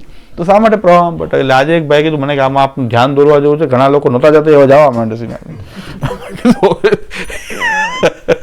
હું શું કરું હેડિંગ ન બદલાવ હા ઉપલો માળ ખાલી છે એનું શું આપણું કંઈ થાય ને એના તો કોઈનું કોઈ નિરાકરણ નથી કારણ કે પ્રવચન તો સાંભળતા ને હેડિંગ જ સાંભળ્યું કે પ્રવચન સાંભળવું પ્રવચન તો સાંભળે બરાબર હેડિંગથી શું થાય ખાલી હેડિંગથી શું થાય એટલે તો મને તો સુરતમાં એવો અનુભવ થયો કે સુરતમાં એક ભાઈ આગળ ચોપડો લઈને બેસી જાય અને પ્રવચન ચાલુ થાય ત્યાં સુધી પૂરું ત્યાં સુધી લખે તો ત્યાં સુધી લખે એટલે મેં કીધું આ ને બહુ વ્યવસ્થિત આ સમજે છે બધું વ્યવસ્થિત લખે છે નોટિંગ કરે બરાબર પણ 4 દિવસ એવી હતી ત્રીજે દિવસે એણે બાજુવાળાને પૂછ્યું કે આમાં નથી ભાગવત આવતું કે નથી આમાં કોઈ ભાગવતની કથા આવતી કે નથી આમાં બીજું કંઈ ઠાકોરજીનું વર્ણન આવતું આ વિષય શું છે એ સમજાતો નથી બોર્ડ ઉપર લખ્યું હતું સામે અંતઃકરણ પ્રબોધ હવે અંતઃકરણ પ્રબોધ 16 ગ્રંથ પ્રવચન માલા નીચે લખ્યું હતું ગ્રંથ અંતઃકરણ પ્રબોધ હવે એ 3 દિવસ ચાલી ગયા પછી પૂછે છે કે આ વિષય શું છે તો હવે એનું શું કરવું હવે આમ ઉપલો મારા મેં બોર્ડે લખ્યું પ્રવચન મને વિચાર થઈ ગયો કે હું બોલ્યો શું આટલા દિવસ સુધી કે આ એમ પૂછે છે કે વિષય શું તો લખ્યું શું એની નોટમાં શું લખ્યું હશે એ આટલું બધું લખ્યું શું કે આમાં ભાગવત નથી પણ આ કે વિષય કંઈ અલગ જ ચાલે છે નથી આમાં ભાગવતનું કાંઈ આવતું નથી આમાં કે મેં કીધું આ તો અંતઃકરણ પ્રબોધ ચાલે છે કે જલભેદ કે અંતઃકરણ બેમાંથી એક ગ્રંથ હતો અને અહીં રાયજીબાગમાં શિબિર થઈ તો અહીં તો બધા જ ભારતીયો છતાં એમાં કોઈ પાછા આવા ઉપલામાં ખાલીવાળા આવતા તો એ જ શિબિરમાં તો યમનાષ્ટકની શિબિર પૂરું કરીને ગાડીમાં બેસતો તો ત્યારે કે યમુનાજીનું કંઈક મહાત્મ્ય તો કહેજો કાલે એટલે બે ત્રણ દિવસ થઈ ગયા એકાદ દિવસ બાકી હતો મને કે કાલે કંઈક યમુનાજીનું કહ્યું યમુનાજીનું તો ચાલે છે હજી તમને યમુનાજીનું તો કમાં કંઈ દેખાડવું નહીં તો કે યમુનાજી વિશે કાંઈક કહેજો કાલે મેં કીધું કાલે કહેજો તો મેં કીધું આ બોલ્યો શું મને શંકા થઈ ગઈ કે શું બોલ્યો તો એવું બને ઉપલો મારનો એમાં શું કરવું શું એટલે આપણે બધા એવા શ્રોતાઓ પણ હોય જ છે કે જેને વિષયની ખબર નહીં 2 દિવસ શું સાંભળવું એ ખબર નહીં હવે તો હેડિંગ વિશે શંકા થઈ ગઈ કે આપણે હેડિંગ આવું રાખ્યું કે આપણા શ્રીનાથજી આવે નહોતા અત્યાર સુધી એમ કહેતા હતા કે અમે તો જે પુરુષોત્તમ બાવા કે એમ જ કરી છે હવે આપણે કહી દીધું કે શ્રીનાથજી આપણા એટલે હવે અમે જઈએ હવે જવાનું મારે વાંક મારો કે હવે તો અમે શ્રીનાથજી જવા માંડ્યા કારણ કે હવે તો આપણે પ્રવચન ચાલુ કરી દીધું કે આપણા શ્રીનાથજી એટલે ભાઈ મારી વાત માનવાની નથી ગ્રંથની વાત માનવાની છે મહાપ્રભુનો સિદ્ધાંત કે થોડું બદલાઈ ગયો હું બદલાઈ ગયો હોય એવું લાગે ચાલો કે શ્રીનાથજીના ગુણગાન ગાવા માંડ્યો કદાચ હું બદલાઈ ગયો પણ ગ્રંથ થોડો બદલાય સિદ્ધાંત થોડો બદલાય અને બદલાય તો એ સિદ્ધાંત થોડો કહેવાય જેનો અંત છેલ્લે સિદ્ધ હોય કે જે ક્યારેય બદલે નહીં તો કન્ક્લુઝન ક્યારેય બદલવું ન જોઈએ એ જ તો સિદ્ધાંત કહેવાય તો સિદ્ધાંત થોડો બદલાય હું કદાચ મારી બોલવામાં ભૂલ થઈ હોય ચાલો હું બદલાઈ શકું પણ સિદ્ધાંત થોડો બદલાય સિદ્ધાંત તો આને જ રહેવાનો છે એટલે આપણે બ્રહ્મ પરમાત્મા ભગવાન સહિત શ્રી કૃષ્ણ અને એ સેવ્ય કે કેવું મહાત્મ્ય સેવ્ય સ્વરૂપનું થયું કે બ્રહ્મ પણ એ જ ભગવાન પણ કારણ કે શાસ્ત્રોમાં વેદમાં એને બ્રહ્મ કહે ઉપનિષદોમાં બ્રહ્મ કહેવામાં આવે પછી એ સ્મૃતિઓમાં એને પરમાત્મા ગીતામાં એને પરમાત્મા તરીકેનું પરમ તત્વનું વર્ણન આવે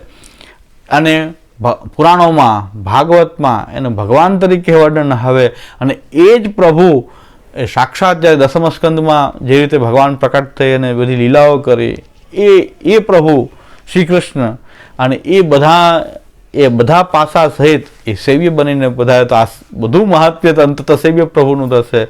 જેની ઉપર ઠાકોરજી બિરાજતા હોય એને તો બધે સેવ્ય પ્રભુનું સ્મરણ કરવું જોઈએ.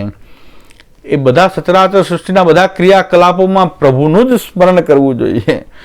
અને કોઈ કથા આવે તો એમાં પ્રભુનું જ, કોઈ પછી મથુરાધીશની કથા આવે કે દ્વારકાધીશની કથા આવે કે કોઈ સેવ્ય બીજા કોઈ સ્વરૂપોની કથા આવે, પણ બધામાં આપણા પ્રભુની જ આ કથા છે. એ પ્રકારથી કથા કરીએ તો આપણો નિરોધ પ્રભુમાં સેવા અને કથાથી આપણો નિરોધ થઈ જાય. એ જ પ્રભુ બધી જગ્યાએ એ જ પ્રભુનું સ્મરણ થાય કે જે આપણી પાસે બિરાજે. પછી 2 સ્વરૂપ બિરાજતા, 4 સ્વરૂપ બિરાજતા, બધા જ શ્રી કૃષ્ણ સેવામાં જ બિરાજતા ઠાકોરજી જ છે.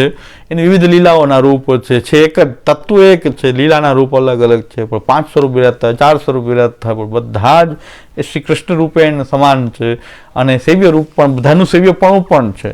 સેવ્ય રૂપ એક નહીં પણ એ અનેક રૂપથી બિરાજતા હોય એવું બની શકે. તો એ સેવ્ય રૂપ છે. આ એક વાત છે કે આ રીતે નિરોધમાં આપણી ગતિ જે છે જલ્દી થઈ શકે. જો આ રીતથી આપણે કથા કરશું, આ રીતે સેવા કરશું, આવી કોઈ ખોટી કથાઓ કરીએ એના કરતાં તો વિશ્વરૂપ કથા કરી રહ્યા છે આપણે કે મહાપ્રભુજી ગુસાઈજી તો એ મહાપ્રભુજીએ પરિશ્રમ કર્યો અને ગુસાઈજી ગોપીનાથજી જલસા કર્યા. પણ જલસા તો તમે બધા કરી રહ્યા છો, તમે બધા મોનથાળ ઉડાવી રહ્યા છો મહાપ્રભુજીના નામે. તમે તો બજારની ખાઈ રહ્યા છો. તમને જ્યારે ઈચ્છા થઈ જાય તો તમે તો ગાંઠિયા ખાઈ લ્યો છો. આ પાછા વાત સિદ્ધાંતની કરવી, બીજાને ભણાવવું, અને પાછા બજારના ગાંઠિયા ખવાય હો, એમાં કંઈ એ લોકો ખાઈ લે છે. તો તમે જલસા તો તમે મારી રહ્યા છો, કાંઈ ત્યાગ કરવું જ નથી, કાંઈ સહન કરવું જ નથી તમારે. તો ગાંઠિયા બજારના ખાઈ લેવા છે, બજારનું ખાનપાન કરી લેવું જ છે તમારે. તો બધું ખાનપાન ચાલે છે.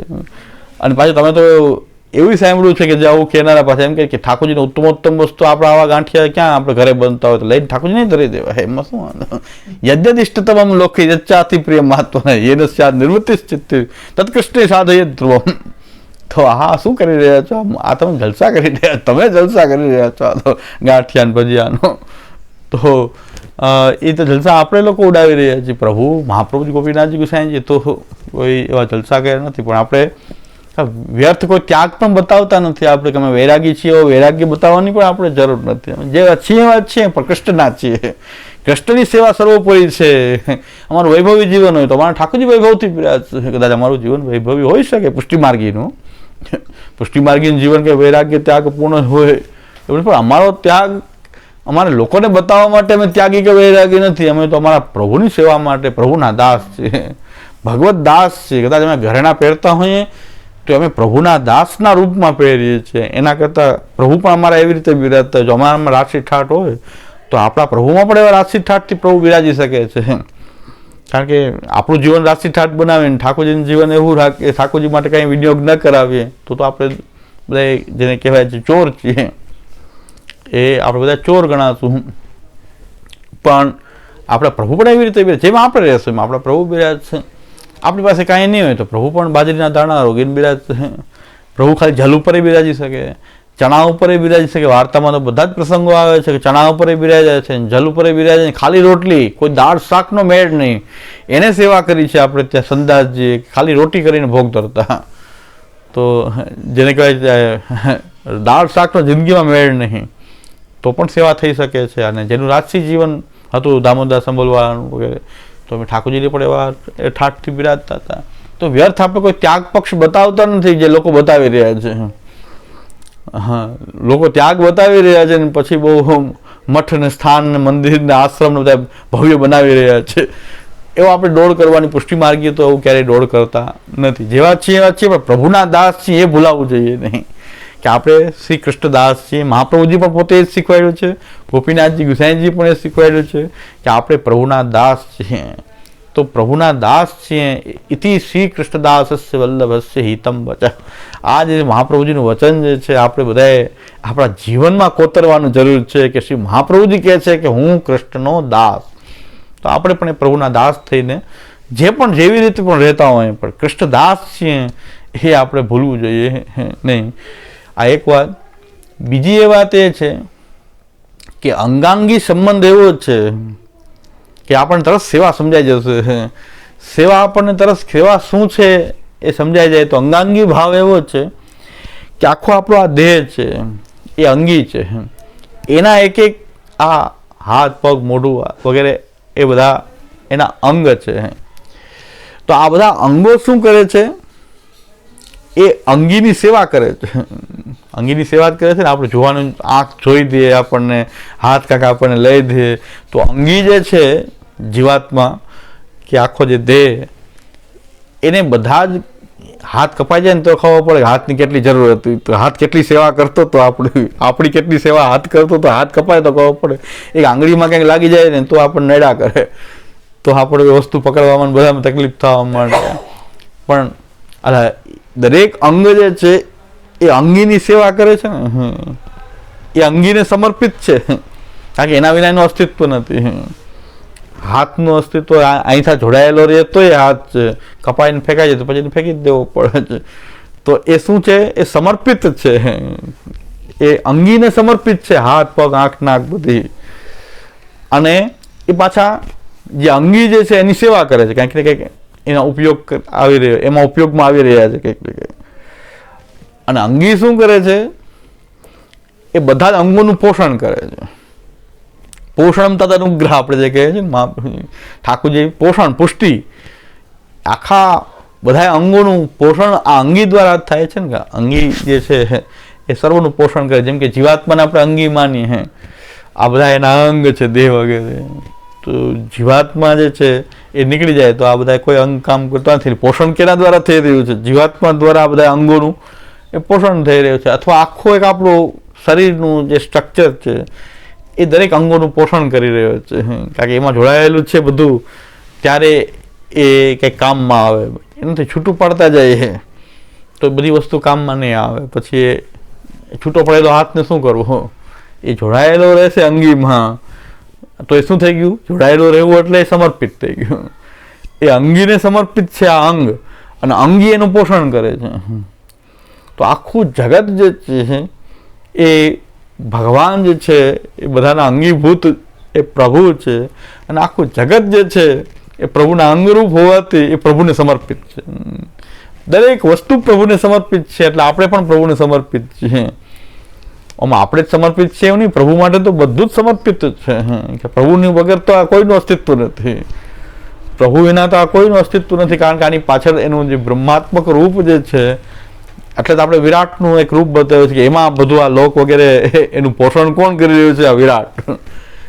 એટલે આમાં જે બતાવ્યું ને ચતુર્ભુજ, એ વૃક્ષે વૃક્ષે વેણુધારી પત્રે પત્રે ચતુર્ભુજ, એ ચતુર્ભુજ થઈને બધાને એ આશ્રય આપી રહ્યો છે.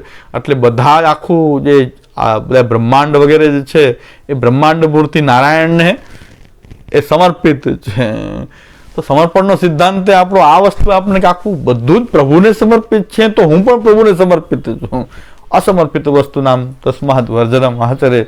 અને એ જો આપણે સમર્પિત છીએ પ્રભુને, તો પ્રભુ આપણું પોષણ કરે છે, એ આપણી પર કૃપા કરી રહ્યા છે, પોષણ કરી રહ્યા છે. અત્યારે આપણે જીવાડી રહ્યા છે તો એ જ જીવાડી રહ્યા છે, એ પ્રભુ જ આપણું પોષણ કરી રહ્યા છે.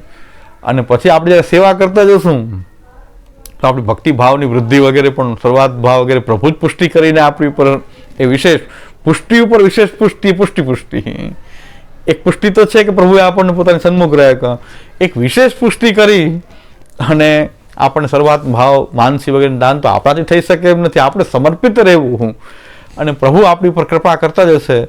સમર્પિત થઈને સેવા કરીએ, હું પ્રભુનો દાસ છું, ભૂલીએ નહીં. અને સમર્પિત રહેશું તો એ અંગી જે છે આપણું પોષણ કરશે, એ આપણું પોષણ કરશે. જે પ્રભુદાસજીની વાર્તામાં સ્પષ્ટ આવી રહ્યું છે કે પોષણ કેવી રીતે કહ્યું શ્રી આચાર્ય ચરણે, કે પ્રભુદાસજી જે છે એનો મર્યાદાનો સંગ છોડાવ્યો, એને વિરહ જાગૃત કરાવ્યો, એની અંદર નિરોધ સિદ્ધ કરાવ્યો, નિરોધ માર્ગમાં એમને લાવ્યા.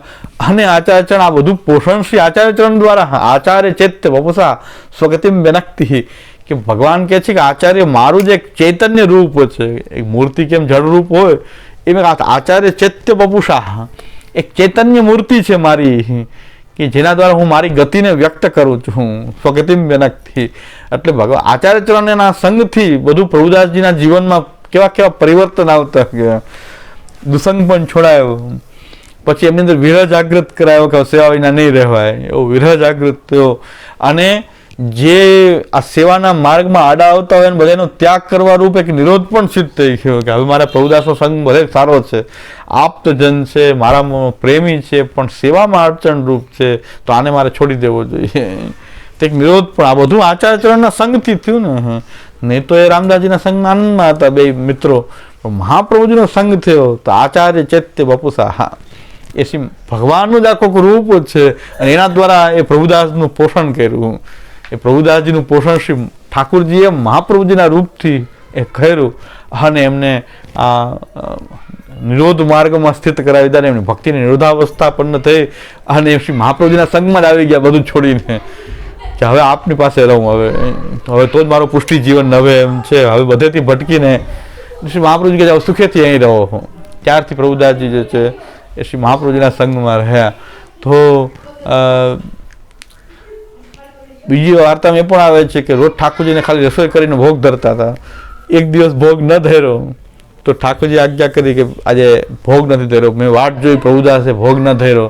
તો એનો મતલબ કે આવો નિરોધ સિદ્ધ થઈ ગયો. તો પ્રભુ પણ એનું પોષણ કરી રહ્યા છે, એના ભાવનું પોષણ કરી રહ્યા છે કે રોજ ભોગ ધરે છે તો ઠાકોરજી કહે છે તો મને રોજ ભોગ તમે ધરતા હો તો ઠાકોરજી વાટ જોવે પણ કે આ તો આજે કેમ ન ધર્યું, કારણ કે આપણું પોષણ કરી રહ્યા છે. એટલે આપણો ભાવ રોજ ઠાકોરજીને ભોગ ધરવાનો છે, એક દિવસ ભૂલી જાય તો ઠાકોરજી પોષણ કરે છે કેમ ન થયું.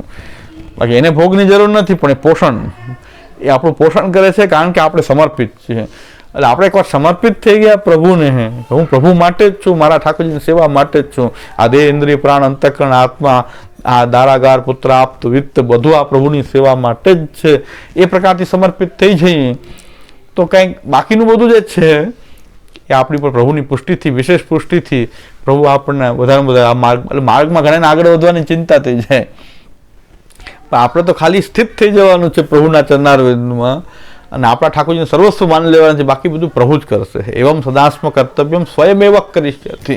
પ્રભુ સર્વસમર્થો હિ તતો નિશ્ચિંતામ વ્રજેત. એ બધું કરવા માટે સમર્થ છે. પ્રભુ સર્વસમર્થો હિ તતો નિશ્ચિંતામ વ્રજેત. એટલે આપણે નિશ્ચિંત થઈને રહેવું જોઈએ, કારણ કે આવા સમર્થ પ્રભુ આપણી પર બિરાજે છે.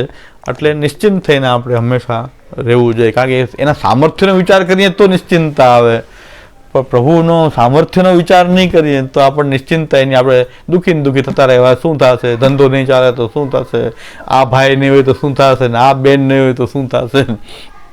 તો એ અમે દુઃખી થતા રહે, કારણ કે ઠાકોરજી હસતા હશે કે ભાઈ હું મેન સૌનું પોષણ કરવા વાળો તો હું જ છું, અને હું છું તો એ આને વિચાર આવો જ આવે છે કે આ નહીં હોય તો શું થશે, આ નહીં હોય તો શું થશે. તો ઠાકોરજી જે છે સર્વ સમર્થ રૂપે જાણી લઈએ કે સર્વ સામર્થ્ય યુક્ત છે, તો પછી નિશ્ચિંત થઈ જવું જોઈએ. મહાપ્રભુજી આજ્ઞા કરે છે કે પછી બધું એ જ સિદ્ધ કરશે. એ પોષણ કરવાનું તો એનું કાર્ય છે, કારણ કે એ અંગી છે, આપણે બધા અંગરૂપ છીએ. આપણું પોષણ તો એ કરી રહ્યો છે ને એ જ કરશે. તો પોષણ કરવું એ પુષ્ટિ છે, એને જ પુષ્ટિ માર્ગ કહે છે. આપણે વિશ્વાસ પ્રભુમાં રાખી અને આપણું જીવન જીવવું, એના માટે આશ્રય સમર્પિત ભાવ પૂર્વક આપણે, જેને ઠાકોરજી નથી બિરાજતા એને શ્રી કૃષ્ણ તો એ સર્વકાલમાં શ્રી કૃષ્ણ તો બિરાજે જ છે. તો એ જે ભાગવતમાં રહેલા જે લીલા કરનારા કૃષ્ણ છે એનું ધ્યાન કરવું, એ કૃષ્ણમાં દ્રઢાશ્રય રાખવો, એને પણ ભટકવું તો નહીં જ જ્યાં ત્યાં કે અમે તો ઠાકોરજી નથી બિરાજતા, અમે શરણાગતિમાં છીએ, તો હવે અમે તો બધે ભટકી શકીએ ને જઈ શકીએ ને. ત્યારે ભાગવત તો બિરાજે છે ને, તો ઠાકોરજી નહીં તો ભાગવત. અને ભાગવતમાં રહેલો જે કૃષ્ણ જે છે બસ એને તમે એનો આશ્રય કરો અને એને સર્વ સામર્થ્યયુક્ત જાણો, એ આપણા રક્ષક જાણો અને એના શરણની સતત ભાવના કરો. તો જેને ઠાકોરજી નથી બિરાજતા એની માટે શ્રી કૃષ્ણ તો છે જ, સેવ્યના રૂપમાં નથી પધાર્યા, પણ કૃષ્ણના રૂપમાં તો ભાગવતમાં બિરાજી રહ્યા છે. તો એ કૃષ્ણ તો આપણી ઉપર બિરાજી રહ્યા છે. શ્રી કૃષ્ણ શરણમ દ્વારા એ પ્રભુ તો આપણી ઉપર સ્વામી રૂપ તો છે જ. પછી એ સેવ્યના રૂપમાં પધાર્યા હોય કે ન પધાર્યા હોય, શરણાગતિમાં એ તો સ્વામી તો એ જ છે. એ સ્વામીની સેવા મળવી બાકી છે, પણ સ્વામી તો છે ને, વરણ તો થઈ ચૂક્યું છે કે આ મારો સ્વામી છે. સેવા નથી જઈ તો અધૂરું છે, કારણ કે હજી વરણ થઈ ગયું છે પણ હજી એની સેવા આપણને મળી નથી. તો આ આપણો વિષય પ્રભુદાસ લૂંટાણ લગભગ 20 ટ્રેક સુધીનું મટીરિયલ આપણો આ છે. અત્યાર સુધી 20 કુલ 46 ટ્રેક છે, એમાં 20 ટ્રેક સુધી આટલા વિષય આવે છે. એ આપણે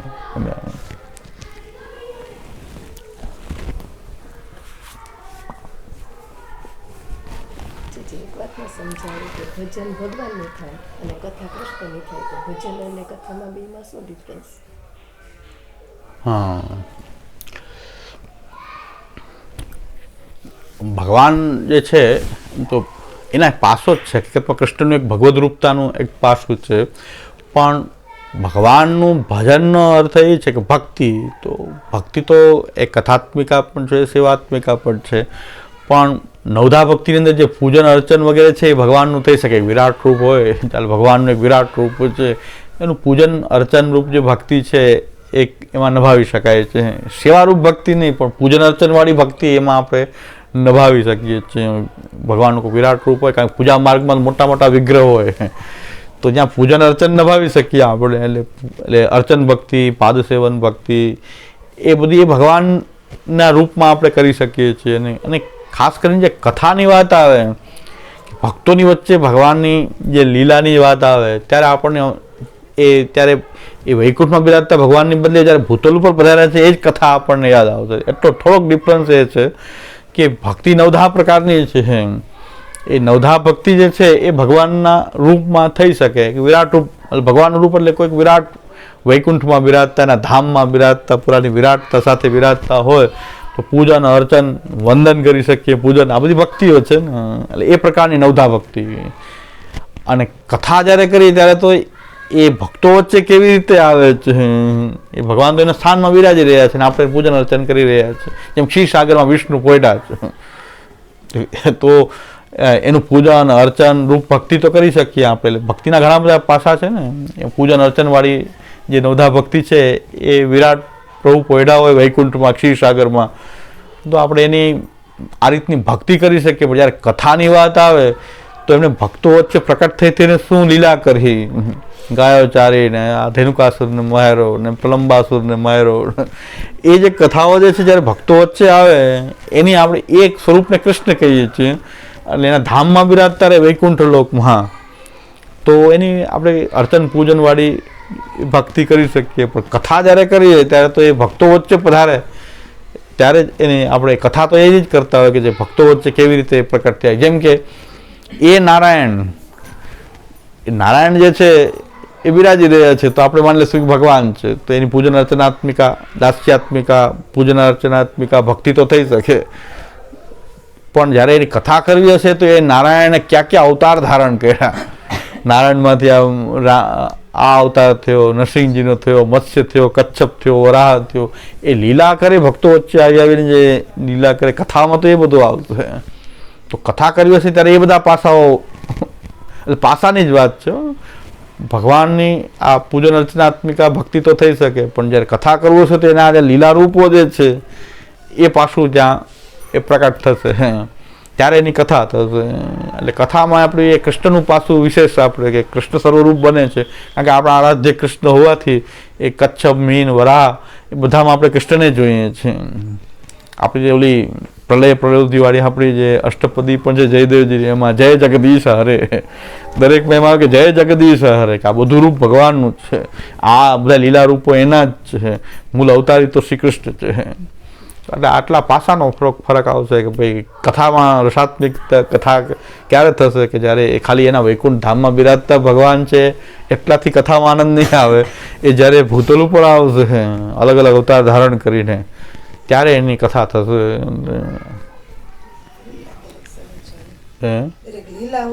એમાં કથા આવશે. ઓલું ધામમાં બિરાજેલા વિષ્ણુ શેષ સાહેબ પડ્યા છે,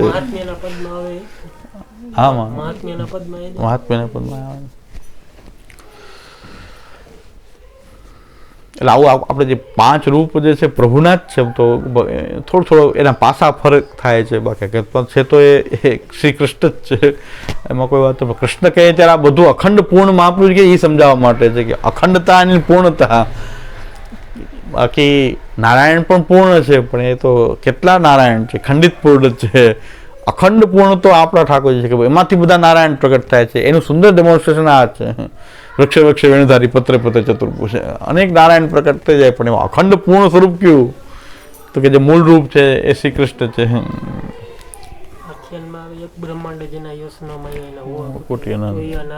નારાયણ તો કોટી થઈ ગયા. નહીં નારાયણ તો જેટલા બ્રહ્માંડ એટલા નારાયણ, બ્રહ્માંડ મૂર્તિ છે. એટલે મહાપ્રભુ બહુ સુંદર શબ્દો વાપરે છે, અખંડ પૂર્ણ પ્રાદુર્ભૂત સન કૃષ્ણ. અખંડ પૂર્ણ જે છે એમાં બધા પાસા આવી જાય. આ કૃષ્ણમાં તો બધા પાસા આવી જશે, બ્રહ્મ પરમાત્મા ભગવાન. કારણ કે એ જ પાછું વિરાટ બને ત્યારે ભગવાન આપણે માનીએ કે એ વિરાટ રૂપ છે કે ના વૈકુંઠ ધામમાં બિરાજે છે. ભક્તો વચ્ચે આવી જાય તો શ્રી કૃષ્ણ થઈ જાય, ઘરમાં બિરાજી જાય અનવતાર કાળમાં તો સેવ્ય બની જાય. અનવતાર કાળના અવતાર કાળનો ભેદ છે કૃષ્ણ અને સેવ્યમાં. અને પ્રકટ અવતાર કાળ પાછું શરૂ થઈ જાય છે. ઠાકોરજીની સેવા એ પ્રકટ અવતાર કાળ છે. ઠાકોરજીની સેવા લાયક અવતાર છે પાછો. ઠાકોરજી અવતાર કાળમાં જે બિરાજે એ જ પ્રભુ અહીં બિરાજી રહ્યા છે. એટલે કલ્પ પણ સારસ્વતથી છે. સારસ્વત કલ્પ, यहाँ તો નિત્ય સારસ્વત કલ્પ છે.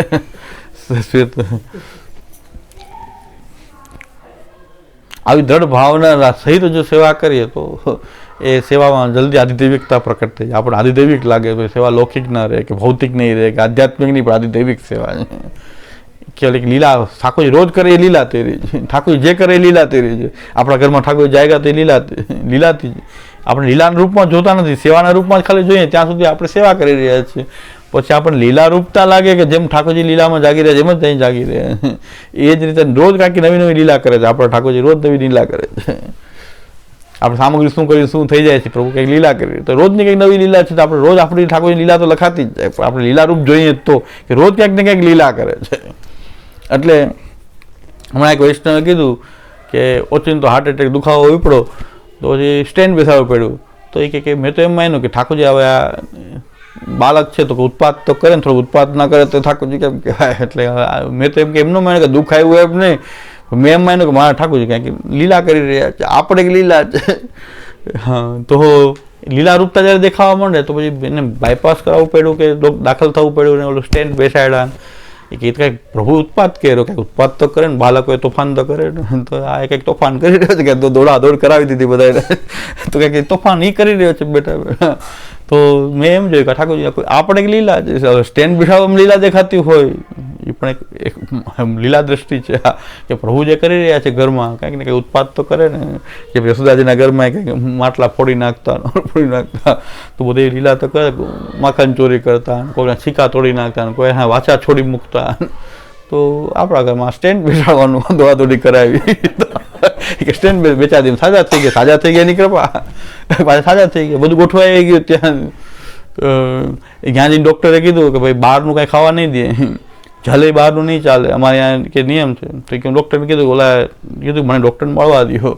ભાઈ કે ભાઈ મારે જો 75 વર્ષ થઈ ગયા છે અને હવે તમારે જો મને જો જીવવાનો કાંઈ મોહ નથી અને જો બહારથી મારું બધું જમવાનું જલ બધું બહારથી આવશે તો જ મારે ઓપરેશન કરાવવું, નકર કરાવવું નથી. તો કે તમારે માટે છોડ બધું લઈ આવજો. કે આ કે ડૉક્ટરને પ્રેરક થવું એ અમારી ઠાકોરજીની કૃપા. કે મારું સામર્થ્ય નહીં, મેં તો એ કીધું કે ભાઈ મારે ઓપરેશન તો જ કરાવવું જો મારી બધી વસ્તુ આવે તો. જલ ચા જે કાંઈ આવે મારા ઘરથી આવે તો જ કરાવવું જ, મારે ઓપરેશન નથી કરાવવું. બોલો, મરી જવાનું જ્યારે જીવવાનો જ્યારે શોખ નથી. ડૉક્ટર કે તમે લઈ આવો બધું જ છૂટ, તમે તમારે લઈ આવો છો આનંદ. હું કહી દઈશ બધાને. તો કે એ કોને પ્રેરક થયું હતું કે મારા ઠાકોરજી બધી ગોઠવણ કરી દીધી ને કે બધું મારે બધું ચાલ્યું, કોઈ વસ્તુ લેવી ન પડી, બધું બહાર થયું. એ ઠાકોરજીવાળાના પ્રેરક થઈ ગયા. મારે તો ખાલી કહેવાનું હતું. તો એને ઉત્પાદ એને કર્યો, પછી પોષણ એને જ કર્યું ને પાછી સેવા લે છે અત્યારે. તો મેં કીધું આ બધા લીલા જ દેખાઈ રહી છે. આવી લીલા દ્રષ્ટિ આપણી અંદર આવી જાય સેવામાં. આજે કંઈ દુઃખે ન લાગે, પછી બધું આનંદ જ લાગે. બાયપાસ કરવા પણ દોડાદોડી થઈ ગઈ, બધું થયું પડે કે એમાં ઠાકોરજી ગોઠવણ કેવી કરી દીધી, બધું ચાલ્યું. આપણે જેમ જોતું હતું એમ બધું ડૉક્ટરે કીધું બધું કરી દઈશું, તમે આનંદથી તમારે બધું લઈ આવો, ખાઓ. બધા અહીં બધા નિયમ તમારા માટે નથી. તો એ બધું કરનાર પ્રભુ જ છે કે હું નહીં. કે પ્રભુએ પ્રેરણા કરી તું આમ બોલ, તો મેં આમ બોલ્યું. તો ડૉક્ટર કીધું તમને શું તેને પ્રેરક થયા કે નહીં તમારે ચાલશે, બીજાને નહીં ચાલે, તમારે ચાલશે. તો એને કીધું આ બધી લીલા આપણો ઠાકોરજી જ કરે છે ને. ઠાકોરજી આપણને કોઈ દુઃખ આપે નહીં, કોઈ છોડે નહીં, પણ કંઈક ઉત્પાદ તો કરે. તો એ બાળક છે તો ખેલ કરી રહ્યા છે. યશોદાજીના ઘરમાં કંઈ ઉત્પાદ કરતા હતા તેમ આપણા ઘરમાં કરી રહ્યા છે. તો આવી લીલા ભાવના જ્યારે પ્રકટ થઈ જાય સેવામાં તો સેવાનું સ્વરૂપ આધિદૈવિક થઈ ગયું. મને વૈષ્ણવજન મેં કીધું આવો અમારું ક્યારે થશે. મને કહે તો આપના પ્રવચનથી બહુ અમને આ ભાવ. મેં કીધું મને એવું ક્યારે થશે, હું એમ માગું છું કે તમને આવો લીલા અનુભૂતિ થઈ રહી છે. હું તો ટેન્શનમાં આવી જાઉં, ક્યાં એવું થાય તો કાંઈ પણ થાય તો ટેન્શનમાં આવી જાઉં. તમને આવો એટલી લીલા અનુભૂતિ તમને છે તો એ તો અદ્ભુત વાત છે કે સેવા અધિદેવિક રૂપ ધારણ કર્યું. હવે પ્રકટ અવતાર થઈ ગયો, અવતાર કાલ થઈ ગયો કે હવે કાંઈ એમ કોઈ વસ્તુ એવી ન લાગે કે જેમાં કંઈ આપણને કોઈ દુઃખ હોય કે સુખ હોય કે એવું કાંઈ નથી. પ્રભુ લીલા કરી રહ્યો છે. પ્રભુની કોઈ લીલા રૂપતા આપણને સેવામાં પ્રકટ થઈ જાય. સેવાનું હવે સેવામાં તો થાય, બહાર લૌકિક જે ક્રિયાકલાપ છે એમાં પણ લીલા દેખાઈ રહી છે. એ વૈષ્ણવ કહેતા કે આ સ્ટેન્ડ બેસાડવાનું શું લીલા, એ બધા મેં કે લીલા એની જ ચાલે છે. તેમાં દેખાઈ રહ્યું છે કે મને પ્રેરક થયા, ડૉક્ટરને પ્રેરક થયા, બધું કામ પતી ગયું, શાંતિથી બધું થઈ ગયું, એટલે બધી એની લીલા છે. તો આ ભાવ આપણી અંદર સેવા કરતાં કરતાં જ્યારે આપણે પ્રભુને સર્વસ્વ માની લઈએ તો પછી, અને કીર્તન પણ આવે છે, ઉરાનામાં આવે છે, ગારી મત દીજો મોય ગરીબ નીકો જાય. ભાઈ ઉત્પાદ તમારે જે કાંઈ કોઈને મનને પણ કહેવું પડે ભાઈ કે ગારી મત દીજો. ઠાકોરજી ઉપર ત્યારે આપણને એમ થાય કે ઠાકોરજી આવું કેમ કહે, ત્યારે ભાઈ આ તો મેં ગરીબ નીકો જાય, બહુ વર્ષો પછી મળ્યા છે, તમારે જે કહેવું હોય મને કહી દે. ઠાકોરજીનું કાંઈ ન બોલતા. યશોદાજીનો ભાવ આપણામાં આવવો જ જોઈએ કે ભાઈ તમારે જે કહેવું હોય અમને કહો, દોષિત અમે જ છીએ, પણ મેં ગરીબ નીકો જાય. એટલે ઘણા વર્ષો પછી આપણને સહસ્ત્ર પરિવર્તન પછી મળ્યા છે. યશોદાજી કહે છે મને આ વૃદ્ધાવસ્થામાં પુત્ર પ્રાપ્ત થયો, હવે તમે આને કાંઈક કહો માં તમે. તો એ આપણું મનને આપણે કહેવું પડે. આપણું મન ઠાકોરજી ઉપર દોષારોપણ કરવા માંડે તો આપણે મનને કહેવું પડે કે ગારી મત દીજો મોય ગરીબ નીકો જાય. તો આ ગારી દેવાનો અધિકાર કોઈને નથી. તો એવો ભાવ, લીલાનો ભાવ આપણે કીર્તનો કરતાં કરતાં, સેવા કરતાં કરતાં, સૌથી મોટી વાત એ છે કે ઠાકોરજી કૃષ્ણ સાક્ષાત એ સેવ્યના રૂપમાં જે પધાર્યો છે, સાક્ષાત પૂર્ણ બ્રહ્મ પુરુષોત્તમ બ્રહ્મ પરમાત્મા ભગવાન અને શ્રી કૃષ્ણના બધા પાસાઓને લઈને બિરાજી રહ્યો છે, એવું જ્યારે આપણને આવે તો બધી લીલા દેખાશે. કારણ કે હવે તો અવતાર કાળ થઈ ગયો તો બધી લીલા જ થતી જોઈએ. તો બધું એની કંઈક લીલા રૂપ આપણને બધું દેખાવા માંડે. આ આપણી સાધનાનો મૂળ, આપણે આ સાધના કરવાની છે. આપણી સાધના આ છે. એમાં બધું 25% આપણે બધું કરીએ છીએ, 75% ઠાકોરજી કરે છે. આપણી સાધના એવી છે કે મહેનત આપણી કંઈક 25%, 75% એ ઠાકોરજી જ બધું પોષણથી જ, એની પુષ્ટિથી, કૃપાથી જ આપણું પાર પાડે છે. આપણે 25% કંઈક સેવા થોડી ઘણી કરીએ, તનો વિતજા જેવી તેવી કરીએ, અને ઠાકોરજી બધું પોષણ કરી અને એને શરૂઆત ભાવ સુધી લઈ જાય. સાધના બધો ભાર પ્રભુ ઉપર છે. આપણો તો ખાલી થોડીક વાર સન્મુખ રહેવા પૂરતું જ છે, બાકી તો બધું પ્રભુ જ કરશે. એને પુષ્ટિ માર્ગ કહે છે આપણે. એટલે પ્રભુદાસ જલોટાની આ વાર્તામાં આ બ્રહ્મ પરમાત્મા ભગવાન સહિત જે આ વૃક્ષે વૃક્ષે વેણુધારીનો જે વાત જે છે, એમાં આખું આ બ્રહ્મ પરમાત્મા અને ભગવાન, ત્યાં ભગવદ રૂપતા તો છે ચતુર્ભુજમાં, પણ જે મૂળ રૂપતા બધું એક સાથે જે મૂળ રૂપતામાં રહેલું છે એ વૃક્ષના વેણુધારીમાં છે, કે જે બધા નારાયણોને એકમાં સમાવી દે પોતાની અંદર. એ પરમાત્મા, નારાયણ પાછા પરમાત્મા બને, નારાયણ ભગવાન પણ છે અને સર્વવ્યાપક પણ હોય. તો આ બધી એની એક સાથે એક સ્વરૂપમાં જ આપણે જ્યારે એ બધો અનુભવ કરી શકીએ એવું આ સેવ્ય રૂપ છે. એટલે આને નિધિ કહેવાય કે આમાં આપણને એટલી બધી વસ્તુ દેખાઈ રહી છે. બીજા બધાને ખાલી મૂર્તિ દેખાઈ રહી છે, આપણે તો બ્રહ્મ પરમાત્મા ભગવાન બધું આમાં જ દેખાઈ રહ્યું છે. અને આખો લીલા પરિકર, ઠાકોરજી, વ્રજ, બધું આ પ્રભુના કારણે જ બધું છે.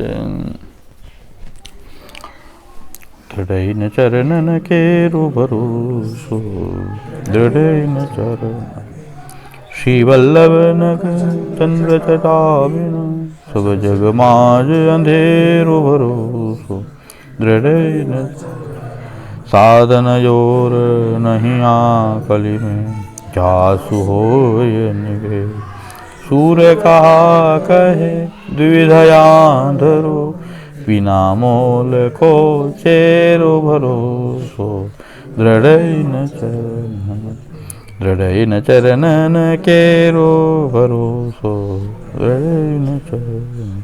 શ્રી વલ્લભાજી, શ્રી ગોપીનાથજી, શ્રી ગુસાઈજી પરમદેવ.